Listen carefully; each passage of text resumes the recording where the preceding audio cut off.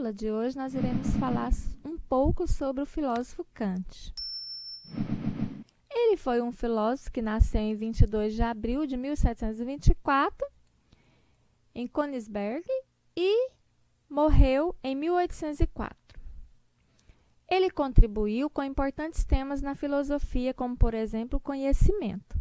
Ele fez questionamentos como onde começa e termina o conhecimento, como é possível usar esse conhecimento, entre outros. Para Kant, o centro do processo de conhecimento é o sujeito e não o objeto. Ele levantou questionamentos sobre as ações humanas, como as razões que agimos, a relação delas com a moral, o modo como agimos, os motivos das ações, como devemos nos comportar e relacionar-se. Além disso, ele tentava encontrar uma forma para a felicidade e o bem supremo serem alcançados. Kant acreditava que existia uma diferença entre os conhecimentos, separando-os em conhecimento experimental e conhecimento puro. Em seu livro Crítica da Razão Pura, ele argumenta sobre essa diferença entre conhecimentos. O trecho da obra de Kant: até hoje, admitia-se que nosso conhecimento se devia regular pelos objetos. Porém, todas as tentativas para descobrir, mediante conceitos, algo que ampliasse nosso conhecimento, malogravam-se com esse pressuposto. Tentemos, pois, uma vez, experimentar se não se resolverão melhor as tarefas da metafísica, admitindo que os objetos se deveriam regular pelo nosso conhecimento.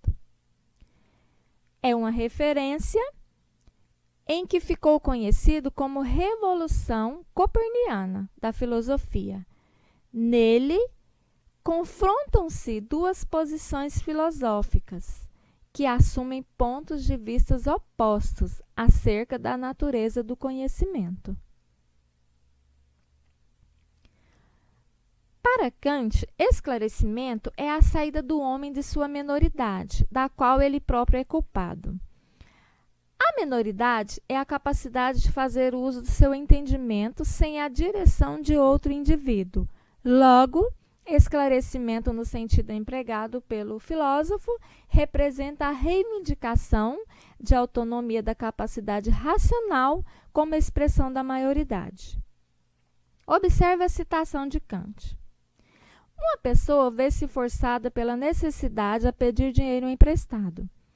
Sabe muito bem que não poderá pagar, mas vê também que não lhe emprestarão nada se não prometer firmemente pagar em prazo determinado. Sente a tentação de fazer a promessa, mas tem ainda consciência bastante para perguntar a si mesma: não é proibido e contrário ao dever livrar-se de apuros dessa maneira? Admitindo que se decida a fazê-lo, a sua máxima de reação seria: quando julgo estar em apuros de dinheiro, vou pedi-lo emprestado e prometo pagá-lo, embora saiba que tal nunca sucederá.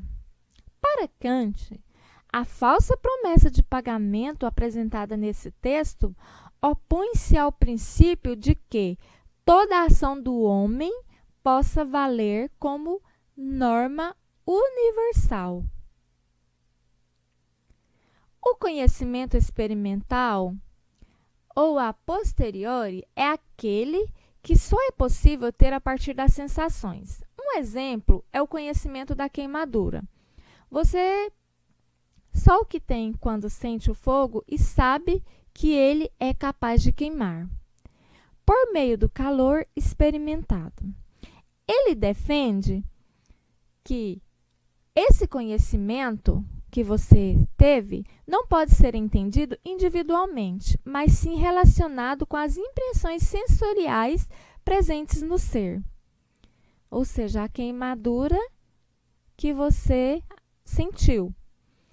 Já o conhecimento puro a priori, diferente do experimental, não precisa da experiência sensorial para ser adquirido.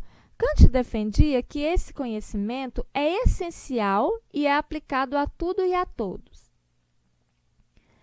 Um exemplo é o conhecimento de que o triângulo é formado por 3 lados, independentemente do tamanho desse tipo e tempo. Dessa forma, ele acreditava que o conhecimento puro era geral e o conhecimento experimental não era caracterizado por ter um juízo universal, sendo ele subjetivo. As principais obras de Kant são a Crítica da Razão Pura, Crítica da Razão Prática, o que é esclarecimento e a Metafísica dos Costumes.